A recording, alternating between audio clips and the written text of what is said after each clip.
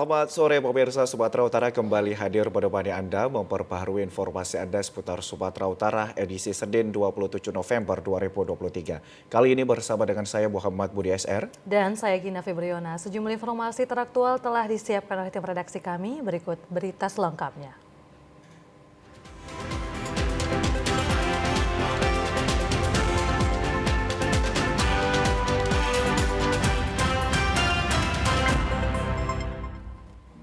Pemirsa, seorang pelajar kelas 1 Sekolah Madrasah Aliyah Negeri di Kota Medan, Sumatera Utara menjadi korban perundungan dan penganiayaan rekannya bahkan alumni sekolah tersebut. Korban diperintahkan melakukan hal yang tidak sewajarnya. Muhammad Habib Dalibunte, siswa Sekolah Madrasah Aliyah Negeri 1 Medan yang masih duduk di bangku kelas 10 ini dirundung oleh rekan sekolahnya bahkan dianiaya. Korban sebelumnya diculik oleh rekan-rekannya kemudian dibawa ke suatu tempat dan kemudian dianiaya oleh 20 orang yakni rekan dan alumni tempat dirinya bersekolah. Ibu korban Khairani Anwar mengatakan bahwa anak korban diperintahkan untuk makan sendal, memakan dedaunan dan tangannya disundutkan besi panas berbentuk logo geng rekan-rekan sekolahnya. Khairani menyadari perubahan perilaku anaknya dengan seringnya ia meminta agar dipindahkan ke sekolah lain. Saat mengetahui kejadian perundungan dan penganiayaan tersebut, dirinya lalu melaporkannya ke pihak sekolah dan juga kepolisian Polrestabes Medan. Kepada anak saya mohon, saya dari ibu bangsa, saya berjuang. Banyak ditekan, dikejar-kejar. Ibu lihat apa saya bilang kalian. Memang dia minta pindah sama saya sebelum kejadian 3 hari. Setelah ini dia memang minta pindah sama saya. Mungkin dia udah gak sanggup. Hingga kini korban mengaku masih merasakan sakit di beberapa bagian tubuh seperti kepala, badan hingga tangannya. Pihak keluarga korban pun berharap pihak sekolah dan polisi dapat bekerja cepat dengan segera menangkap para pelaku yang terlibat perundungan dan penganiayaan ini. Pemirsa, maraknya peredaran uang palsu di Kabupaten Deli Serdang, masyarakat diminta waspada karena adanya modus baru melakukan transfer uang di anjungan tunai mandiri ATM Mini yang ada di toko grosir. Beginilah hasil rekaman CCTV yang memperlihatkan aksi pelaku pengedar uang palsu yang tengah beraksi di toko Aisyah di Dusun 3 Desa Nagarejo, Kecamatan Galang, Kabupaten Deli Serdang yang terjadi beberapa hari yang lalu. Terlihat pelaku berjumlah 2 orang mengendarai sepeda motor masuk ke parkiran toko dan satu pelaku masuk ke dalam toko untuk melancarkan aksinya. Modus pelaku mengedarkan uang palsu dengan cara datang ke sebuah toko yang menyediakan transaksi ATM Mini. Pelaku melakukan transfer uang dengan menyerahkan uang yang diduga pecahan Rp100.000 dan pecahan Rp50.000 yang berjumlah Rp1.500.000. Namun penjaga toko pada saat memeriksa uang ternyata palsu dan mengetahui gelagat pelaku yang mencurigakan, kemudian penjaga toko menelpon pemilik toko. Pada saat ditanyakan uang ini asli atau palsu pada pelaku, kemudian uang diambil kembali dan pelaku langsung kabur. Pemilik toko Kismanto mengatakan sebelumnya ia juga pernah mendapatkan uang palsu, namun pelaku melakukan dengan cara berbelanja di tokonya. Polisian dari Polsek Galang sudah datang 2 kali investigasi. Memang kita sifatnya ini belum membuat laporan karena memang kita tidak ada barbut yang tertinggal sama kita. Nah, itu. Jadi kita memang nggak buat laporan, tapi gitu kita share ke kawan-kawan yang briling juga, hati-hati ada pengedar uang palsu, mereka langsung memviralkan di Facebook. Karena itu viral, Polsek langsung jemput bola, datang ke TKP. Atas kejadian ini, pemilik toko nyaris mengalami kerugian sebesar Rp1.500.000. Diharapkan masyarakat lebih meningkatkan kewaspadaan, teliti terlebih dahulu sebelum menerima uang dari konsumen. Pemirsa, kita beralih ke informasi lain. Pasca banjir melanda Kabupaten Deli Serdang, sejumlah warga terjangkit demam berdarah. Hal ini diduga akibat masih adanya genangan air di sejumlah tempat, menyebabkan berkembang biaknya nyamuk. Dampak genangan air mengakibatkan kasus demam berdarah mewabah, seperti yang terjadi pada Syakila Fitri, bocah berusia 7 tahun, warga Dusun 12 Desa Bangun Sari Baru, Kecamatan Tanjung Morawa, terjangkit demam berdarah. Ia sempat dirawat selama beberapa hari di Rumah Sakit Grand Med Lubuk Pakam. Hal ini dikuatkan dengan surat hasil laboratorium menjelaskan bahwa Syakila Fitri positif terjangkit demam berdarah. Pasca banjir melanda, ada sebanyak 2 warga terjangkit demam berdarah di Desa Bangun Sari Baru.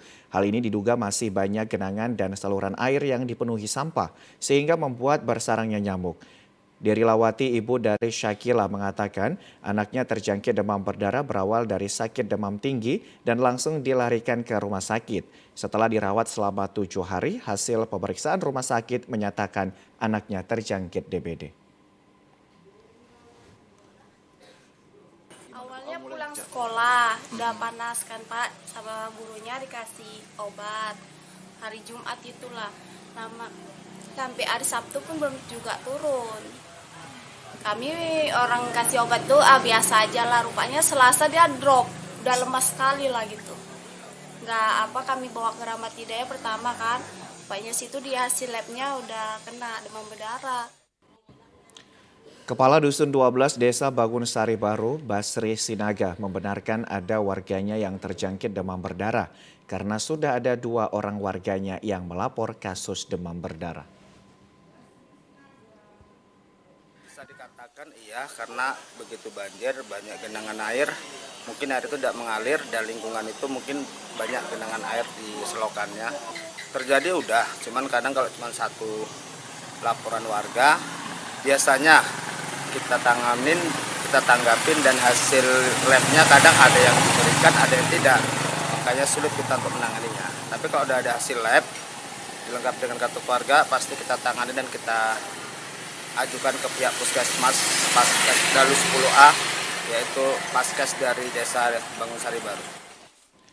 Atas kejadian ini, pemerintah desa sudah melapor ke pihak Puskesmas Dalu 10 agar segera ditindaklanjuti dengan harapan wabah demam berdarah di Desa Bangun Sari Baru tidak menular ke warga lainnya. Ya pemirsa, tingginya angka pelecehan dan kekerasan anak di Serdang Bedagai dibutuhkan visum et repertum atau VER, yakni alat bukti untuk dapat dinaikkan pihak kepolisian ke tingkat penyidikan. Saat ini pihak Rumah Sakit Sultan Sulaiman Kabupaten Sergai menggratiskan keperluan tersebut. Hal tersebut disampaikan Kepala Bidang Pelayanan Medis Rumah Sakit Sultan Sulaiman Dr. Hermiwati Panjaitan. Kepala Rumah Sakit Sultan Sulaiman Dr. Indris Daulay menekankan tentang layanan untuk pengajuan VER khusus untuk kasus kekerasan terhadap anak. Kebijakan tersebut diapresiasi masyarakat karena tingkat kekerasan terhadap anak di Serdang Bedagai terus meningkat. Pihak kepolisian perlu alat bukti untuk menaikkan kasus tersebut ke tahap penyidikan dengan mengajukan visum et repertum. Demi meringankan beban keluarga korban serta atas dasar kemanusiaan, maka tindakan pelayanan VER di Rumah Sakit Sulaiman Kabupaten Serdang Bedagai tidak dibebankan biaya administrasi apapun atau gratis. Ini memang kita menerima permintaan visum et repertum dan visum terhadap misalnya kasus-kasus pencabulan atau apa itu ada kita terima. Kasus terhadap perempuan dan anak itu mendapat perhatian dari pimpinan dan kita membantu membebaskan biaya administrasi.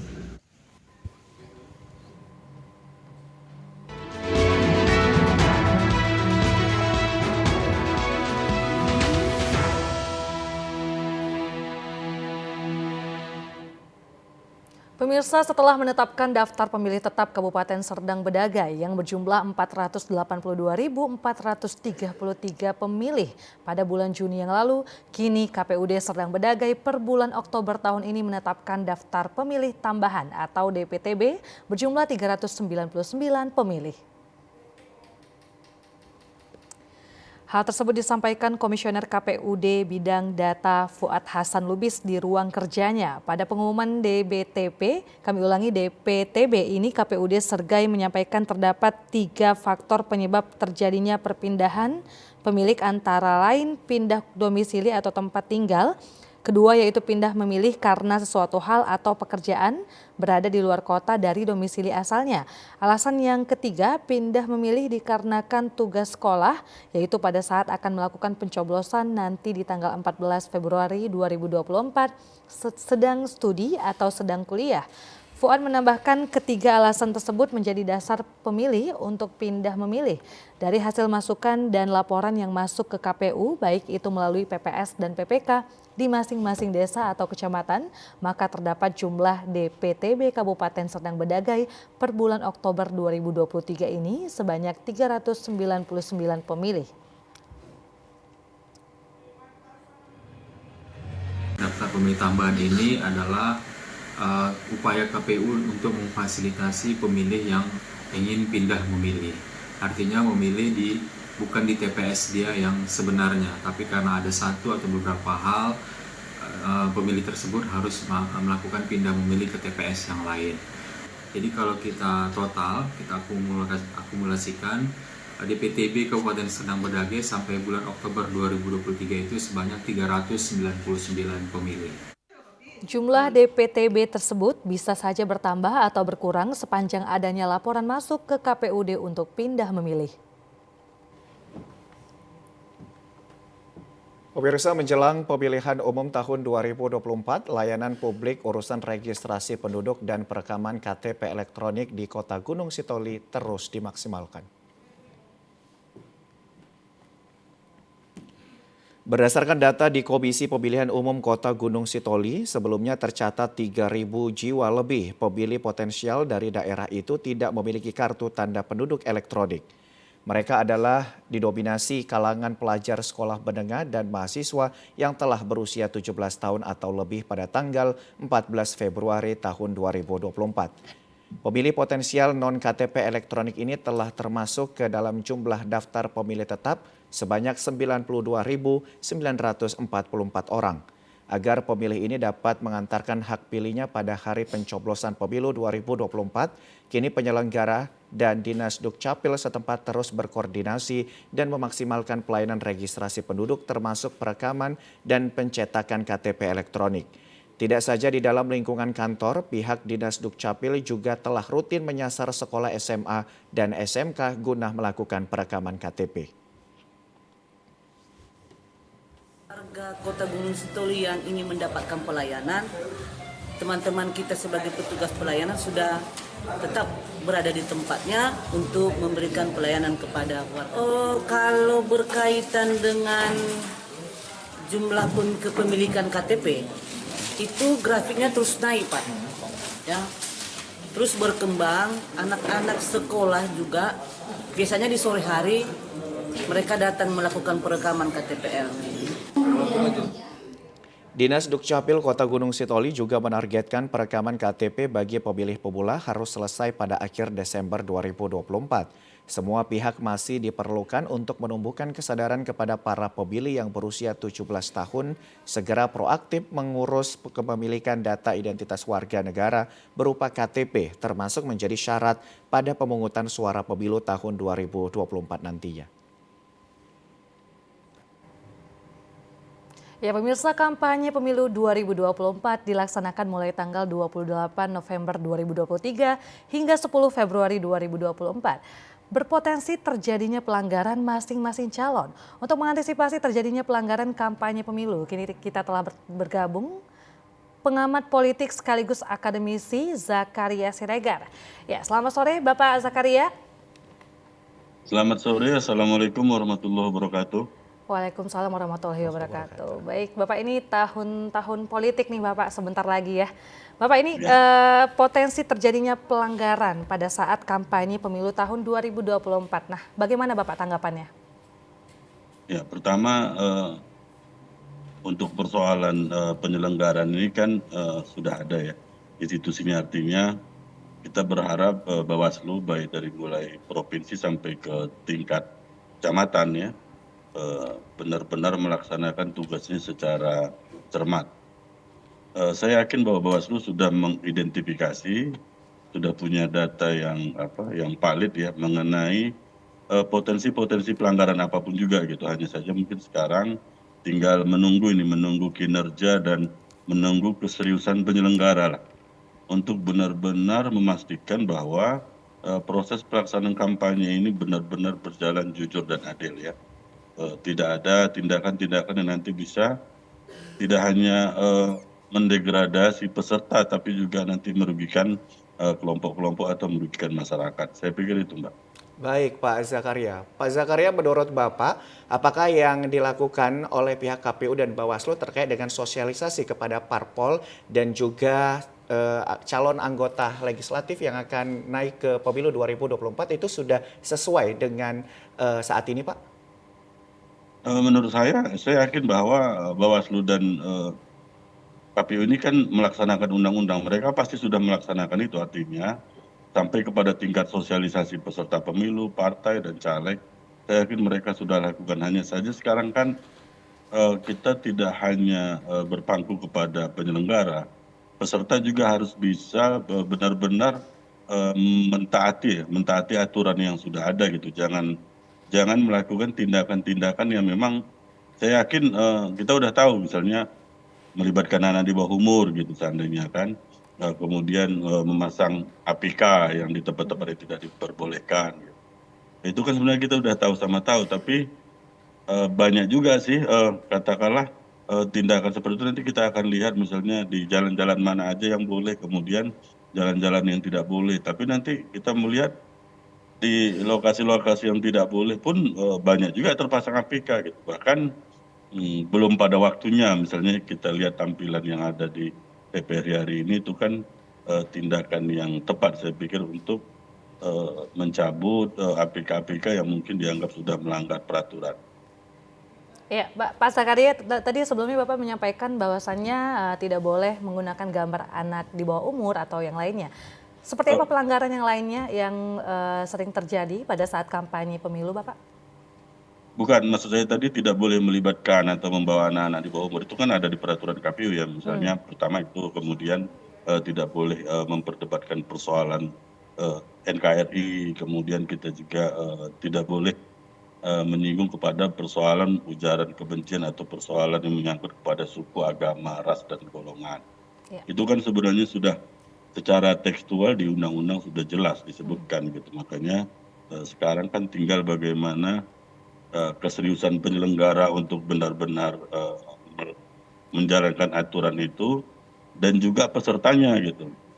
Karena kalau serius pun penyelenggaranya tapi pesertanya juga dalam tanda kutip main-main, curi-curi, ya sama saja saya pikir. Akhirnya nanti yang ada kucing-kucingan nanti gitu kan. Oke, baik Pak Zakaria. Menurut Bapak, potensi peluang terjadinya pelanggaran kampanye terbesar ada di titik mana menurut Bapak? Menurut saya peluang yang terbesar itu kan ini kan yang selalu tampil itu kan persoalan pemasangan nanti APK, alat peraga. Itu yang pertama. Kemudian yang kedua adalah yang paling riskan sebenarnya kampanye yang terjadi di media sosial. Ini yang agak susah kita sebenarnya untuk katakanlah mengaturnya gitu. Karena bisa jadi isu atau materi kampanye itu tidak disampaikan oleh kelompok-kelompok atau tim-tim relawan yang terdaftar gitu, tim kampanye yang ada terdaftar di penyelenggara, tapi juga oleh masyarakat sendiri gitu. Makanya Bawaslu dan KPU juga harus menyikapi ini, bagaimana proses katakanlah kegiatan kampanye yang ada di media sosial juga benar-benar dimonitor gitu. Jangan sampai ini nanti akan membuat katakanlah kelompok-kelompok di masyarakat yang akhirnya nanti bisa terpecah gitu. Ya, Pak Zakaria, apakah sosialisasi yang telah disampaikan oleh KPU kepada para peserta ini sudah maksimal? Menurut saya sudah maksimal karena KPU pasti sudah punya aturan ya. Misalnya contoh ketika PKPU mengenai kampanye sudah terbit, KPU punya kewajiban untuk melakukan sosialisasi dan sebagainya. Kemudian dari peserta pemilunya sendiri saya pikir juga sudah mempelajari betul ini mengenai aturan main yang boleh dan yang tidak boleh dilakukan oleh peserta pemilu. Saya yakin itu, hanya saja sebenarnya bukan persoalan sosialisasi ke peserta pemilu, tapi adalah sosialisasi kepada masyarakat supaya bisa ikut berpartisipasi dalam pengawasan pemilu. Salah satunya pengawasan pelaksanaan kampanye.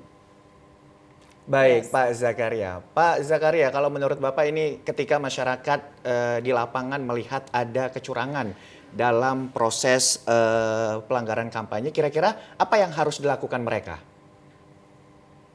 Sebenarnya yang paling tepat menjawab ini Bawaslu ya, tapi saya sebagai bagian daripada masyarakat ingin sampaikan begini.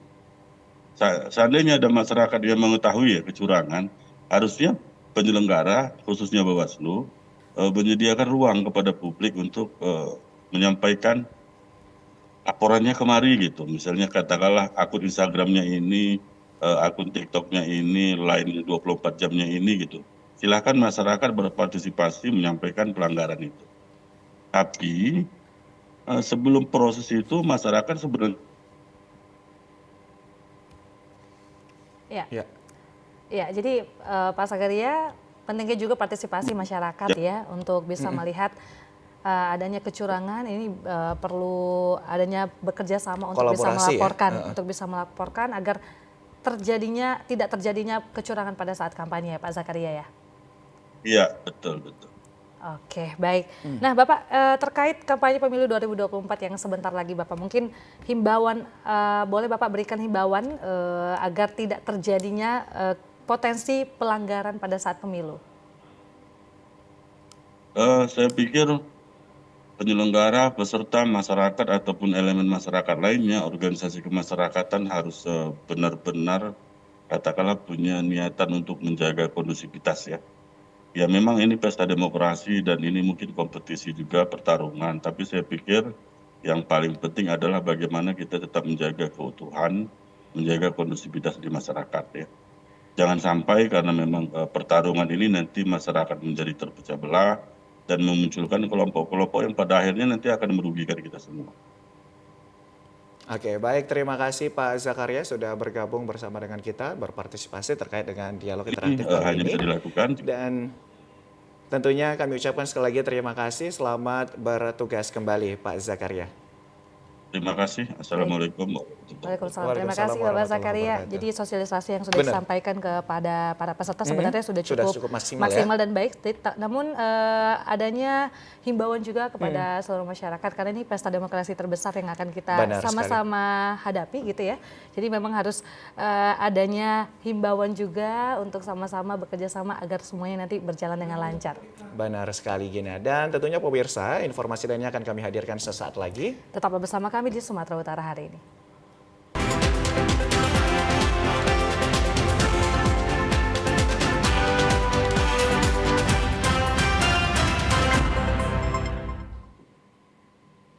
Pemirsa, peringatan Hari Guru ke-78 tahun 2023 di Sekolah Perguruan Al-Azhar Medan ditandai dengan penyerahan peniti emas kepada guru yang berprestasi sekaligus donasi untuk rakyat Palestina yang tengah dilanda konflik dengan Israel.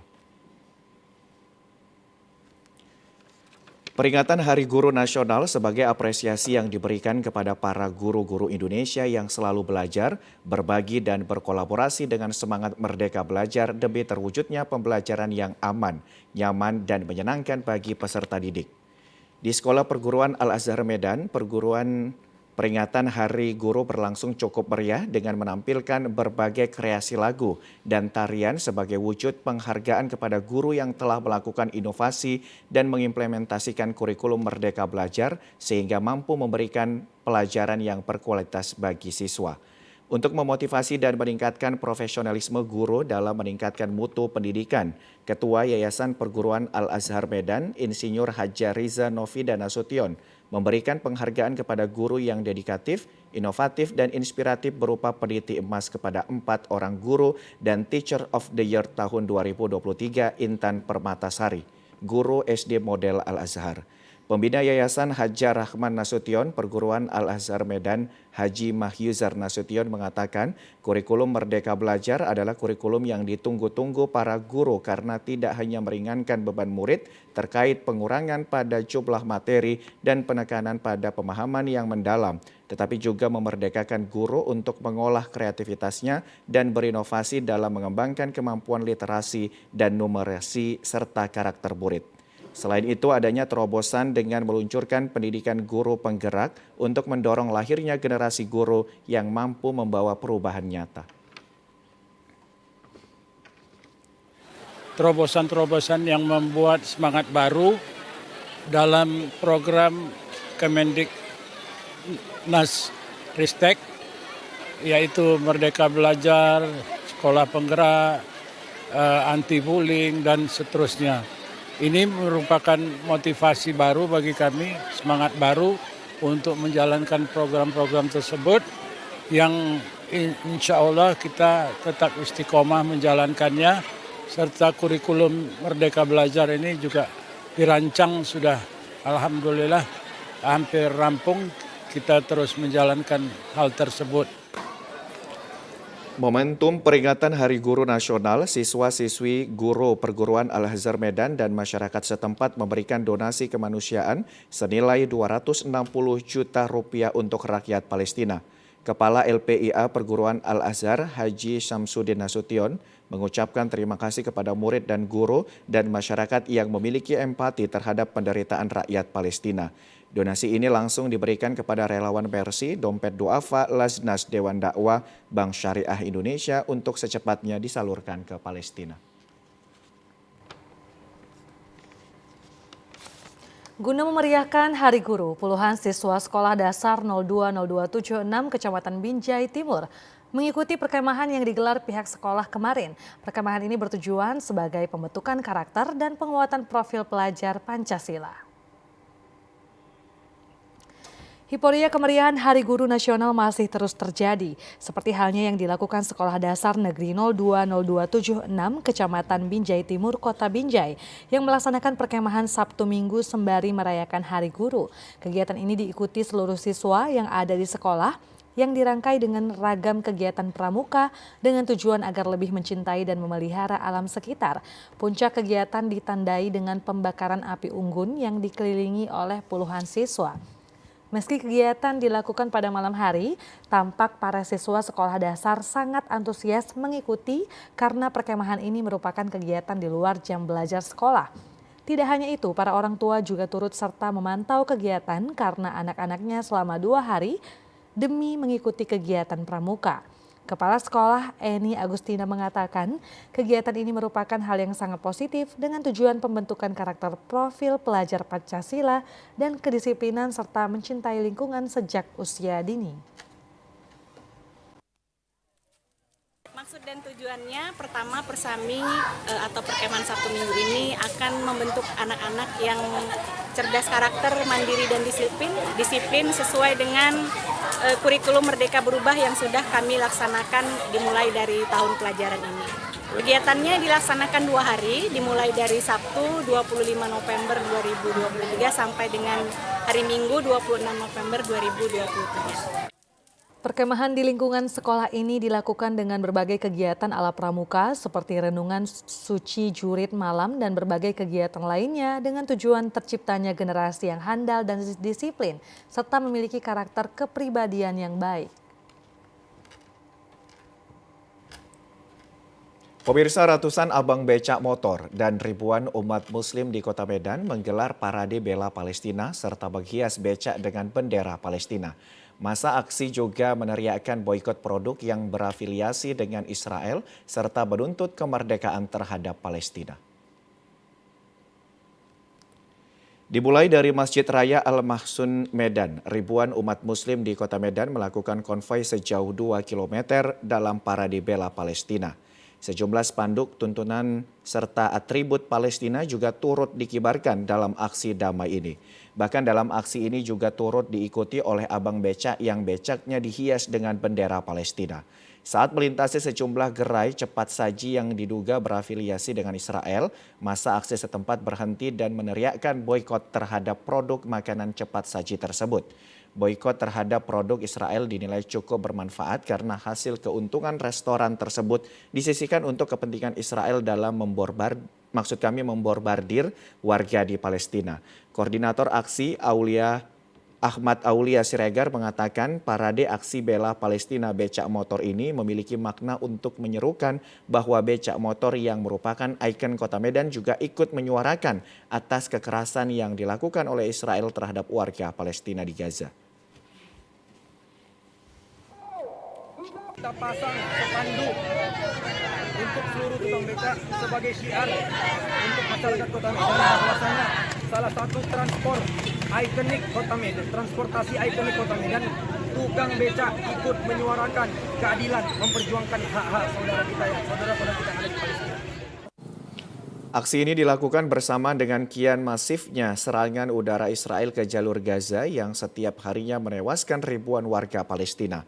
Bahkan situasi terbaru, Israel juga membombardir rumah sakit Indonesia di Gaza yang mengakibatkan ratusan pasien di dalamnya tewas seketika.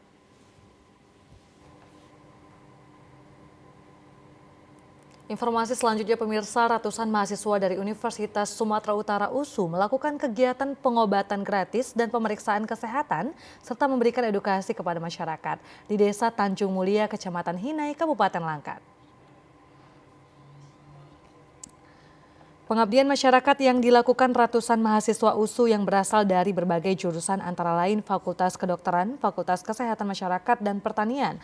Ratusan masyarakat Desa Tanjung Mulia, Kecamatan Hinai tidak mau ketinggalan untuk pemeriksaan kesehatan gratis sembari bersilaturahmi dengan para mahasiswa. Pengobatan gratis yang dilakukan para mahasiswa yakni konsultasi kesehatan, pengobatan gigi dan mulut, seperti pembersihan karang gigi dan pencabutan gigi.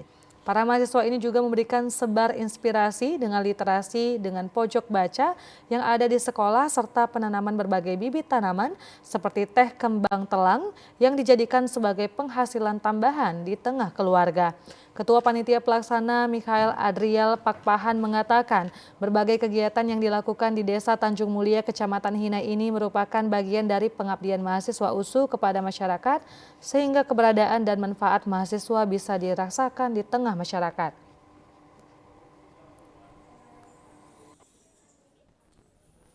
Kami memberikan pengobatan gigi dan mulut kepada masyarakat secara gratis.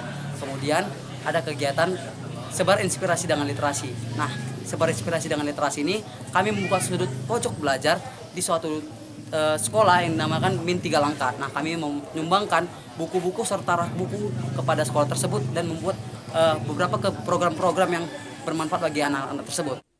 Salah seorang masyarakat setempat, Ade Elviana, sangat bersyukur dengan hadirnya para mahasiswa di desa karena masyarakat bisa memeriksa kesehatan dan berbagai penyakit secara gratis, serta berbagai edukasi yang bermanfaat bagi masyarakat.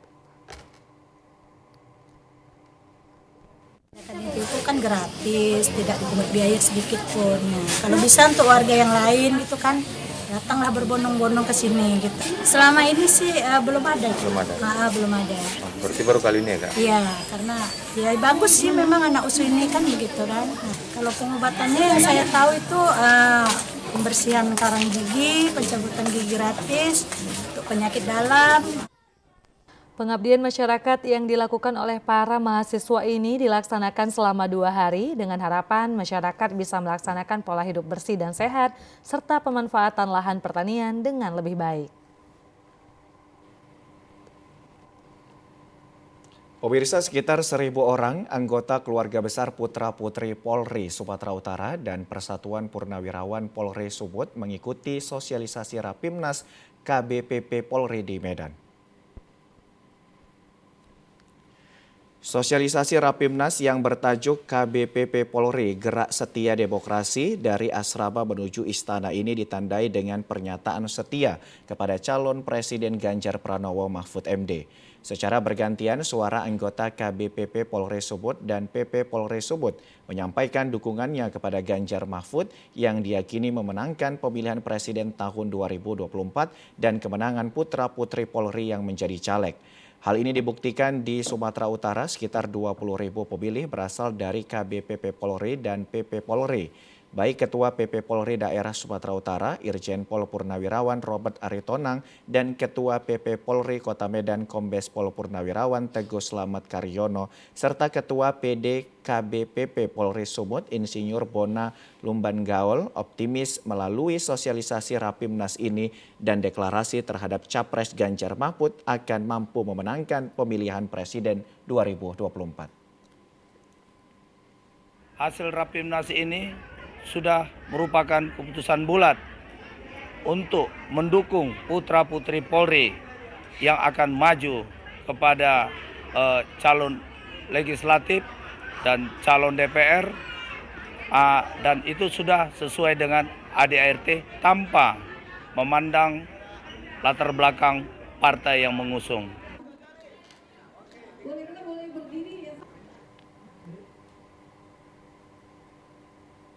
Pemirsa, melepas masa lajang menjadi suatu kegembiraan bagi kedua mempelai, baik pria maupun wanita. Apalagi mempelai pria sebagai warga TNI Angkatan Darat, khususnya Detasemen Peralatan Kodam 1 Bukit Barisan dengan menggelar tradisi Korps Sangkurpora. Pelaksanaan upacara tradisi Korps Sangkurpora dilakukan setelah mempelai pria mengucapkan ijab kabul pernikahan dari keluarga mempelai wanita kepada mempelai pria yang disaksikan 2 orang saksi dan 2 orang tua dari kedua belah pihak dan dilanjutkan dengan pengucapan janji setia mempelai pria di hadapan mempelai wanita. Upacara tradisi Korps Sangkurpora ini diawali dengan kedatangan kedua mempelai yakni Pratu Triangga Nugraha dengan Rizky Indahsari Tanjung yang disambut satu regu Sangkurpora sebagai bentuk dukungan semangat atas pernikahan dari sesama rekan prajurit, sekaligus wujud solidaritas sesama prajurit guna menjaga rasa persaudaraan antar prajurit dari Paldam 1 Bukit Barisan. Kegiatan tradisi Korps Sangkurpora yang berlangsung dengan hikmat ini dihadiri Kepala Paldam 1 Barisan Kolonel CPL I Saryanto, sekaligus menyerahkan tali asi berupa baju persid sebagai tanda bahwa kedua mempelai telah diterima menjadi keluarga besar TNI khususnya Angkatan Darat. Menurut Kepala Paldam 1 Bukit Barisan Kolonel CPL Isarianto, kegiatan tradisi Korps Sangkurpora ini mengandung beberapa makna dan falsafah yang terkandung di dalamnya, diantaranya melambangkan kedekatan yang terikat di dalam persaudaraan dari sesama prajurit.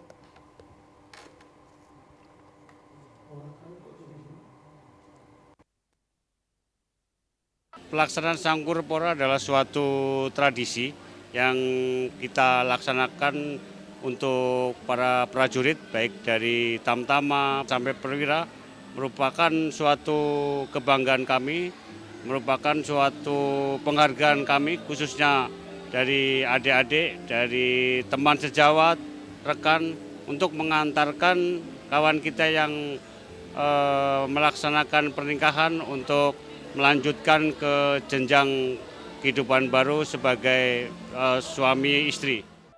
Usai dilaksanakannya upacara tradisi Korps Sangkurpora ini, Pratu Trinugraha bersama istrinya mengucapkan terima kasihnya kepada sesama prajurit yang telah memberikan penghargaan atas kesuksesan kegiatan pernikahannya. Pemirsa, informasi lainnya akan kami hadirkan sesaat lagi. Tetaplah bersama kami akan segera kembali.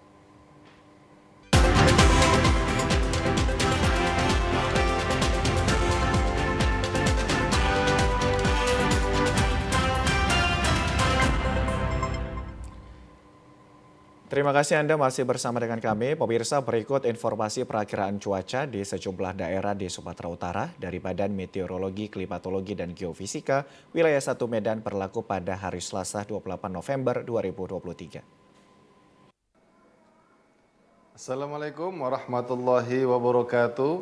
Halo Sobat BMKG, Bersama saya, Devri Mandoza, Perakirawan BBMKG Wilayah 1 Medan, akan menyampaikan informasi perakiraan cuaca untuk wilayah Sumatera Utara Selasa 28 November 2023. Pada pagi hari, kondisi cuaca cerah berawan di wilayah Sumatera Utara dan pada siang dan sore hari, kondisi cuaca berawan dan berpotensi terjadi hujan ringan hingga lebat di sebagian wilayah Sumatera Utara.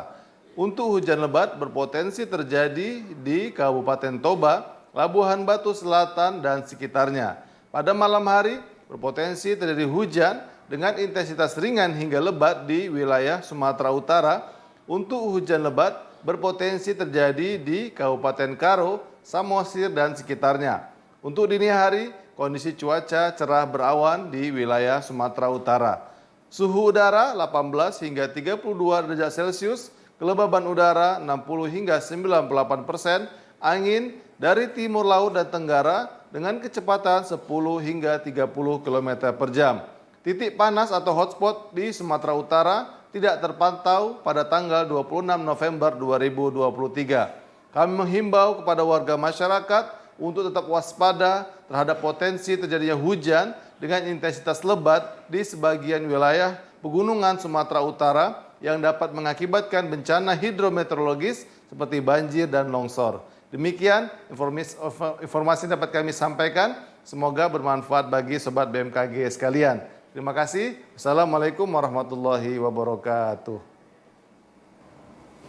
Informasi berikutnya pemirsa, kejuaraan Danau Toba Asia Pacific Rally Championship Grand Final 2023. Perali senior Rifat Sungkar dan navigator Benjamin Serchi asal Australia keluar sebagai juara Grand Final Asia Pacific Rally Championship di kawasan Danau Toba. Penutupan rally ditandai dengan penyerahan trofi kepada sang juara di Convention Hill Perapat Girsang Sipangan Balon kemarin. Rifat Sungkar bersama navigatornya Benjamin Serchi asal Australia dari tim LFN Sederhana Motorsport tercepat setelah berhasil menyelesaikan 12 special stage dengan menunggangi Skoda Fabia dengan catatan waktu 1 jam 58 menit 5 detik. Sementara itu Haji Rahmat atau yang kerap disapa Uda Ame dengan co-driver Hadem Boy menjadi juara nasional rally setelah finish keempat kejuaraan umum Danau Toba Rally 2023.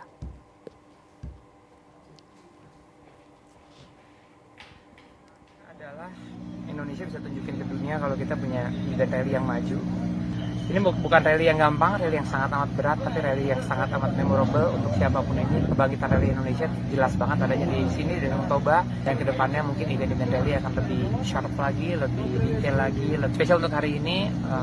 Saya rasa saya ucapin luar biasa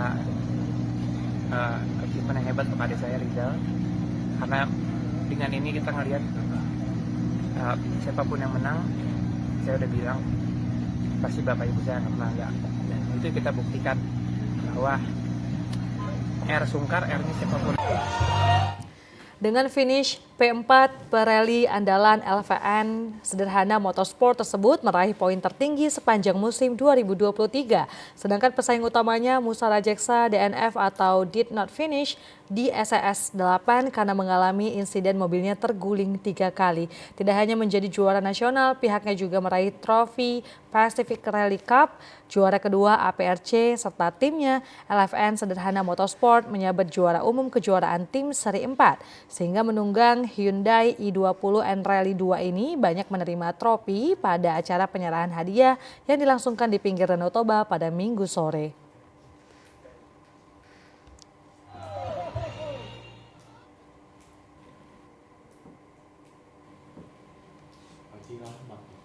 Sementara itu pemirsa, pembalap Prancis Zen Bruno meraih juara dunia kategori Endurance Aquabike Jet Ski World Championship 2023. Event dunia ini menjadi sarana promosi olahraga dan pariwisata di Danau Toba. Sukses memenangkan 2 dari 3 seri kategori Endurance Event Aquabike Jet Ski World Championship 2023 di Danau Toba, pembalap Prancis Zen Bruno meraih juara dunia. Zen Bruno meraih perolehan total 154 poin. Posisi kedua diraih oleh pembalap asal Amerika Serikat Anthony Radetic dengan 149 poin dan peringkat ketiga oleh Rashid Aldawas, pembalap asal Kuwait dengan 147 poin. Race seri pertama di Pantai Sinalsal Tongging, Kabupaten Karo, Zian Bruno meraih juara 1. Disusul Anthony Radetic dari Amerika Serikat di posisi kedua dan Rashid Al-Tahir dari Uni Emirat Arab berada di posisi ketiga. Sementara itu pada race kedua yang diselenggarakan di Tau Silalahi, Kabupaten Dairi, juara pertama kembali diraih Zian Bruno, juara kedua Rashid Aldawas dari negara Uni Emirat Arab, dan juara ketiga Alessandro Molina Miranda, pembalap asal Spanyol. Sedangkan pada seri ketiga di Samosir, juara 1 diraih pejetski asal Hungaria, Georgi Kasja. Tetapi hasil itu tidak menghalangi Zian Bruno Pasterilnya meraih gelar juara dunia kategori endurance jet ski Danau Toba Indonesia. Setelah menyerahkan trofi, Zian Bruno mengungkapkan rangkaian seri di Danau Toba memiliki kesan berbeda dari venue lain di dunia. Berlangsung 3 hari, setiap venue atau lokasi event di Danau Toba merupakan balapan yang menantang dan sangat menarik. Bupati Karo, Kori Sriwati Sebayang mengatakan Kabupaten Karo sebagai salah satu lokasi event mendukung olahraga bertaraf dunia ini, menjadi sarana promosi olahraga dan dapat meningkatkan prestasi pembalap Indonesia serta mengangkat destinasi wisata Danau Toba. Tentu dalam hal ini Pemkab Karo sangat beruntung karena kita yang pertama dan juga bukan yang terakhir karena ini 5 tahun berturut-turut tiap tahun diadakan. Dan ini untuk masyarakat Karo, khususnya masyarakat Tanah Karo dan Sumatera Utara akan membawa kesan yang baik, apalagi tadi telah melihat bagaimana jet-ski-nya main dan dapat juara. Ini kan kita baru tahap pertama, baru memulai. Mungkin dari tahap kedua udah berbeda lagi. Mungkin udah naik podium dan pada saat ini ada 2 pembalap Indonesia. Mudah-mudahan ke depan nanti semuanya sebagian dari pembalap Indonesia yang maju. Pemirsa, informasi tadi menutup perjumpaan kita pada program Sumatera Utara hari ini. Saya Muhammad Budi SR. Dan saya Gina Febriona mengucapkan terima kasih atas perhatian Anda. Selamat sore dan sampai jumpa.